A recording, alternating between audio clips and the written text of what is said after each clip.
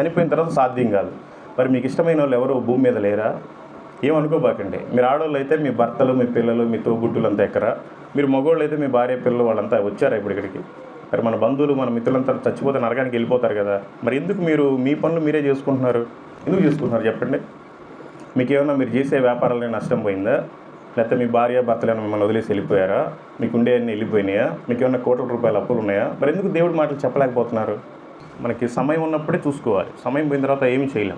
దేవుడికి ఖచ్చితంగా లెక్క చెప్పాలి. ఆయన మహాదేవుడు. తెలుసుగా మీకు, ఆకాశము ఆయన సింహాసనము, భూమి ఆయన పాదపీఠం. అయినా కూడా మన కోసం మానవ రూపంలో ఈ భూమి మీదకి వచ్చి కొట్టించుకొని, తిట్టించుకొని ప్రాణం పెట్టాడు. మన కోసం మన ఇంటి పక్కన వాళ్ళు ఎవరైనా ఏమైనా చేస్తారా? మన బంధువులు ఏమైనా చేస్తారా? ఈవెన్ మన కడుపును పుట్టిన వాళ్ళు కూడా ఏం చేయరు. ప్రభు అలా వెళ్ళిపోతాడా? మరి మీరంతా తీసుకొచ్చిన జనాలు లేరు. మరి తెలుసుకోవాలి. ఊరికి ఏదో వస్తున్నామంటే కుదరదు.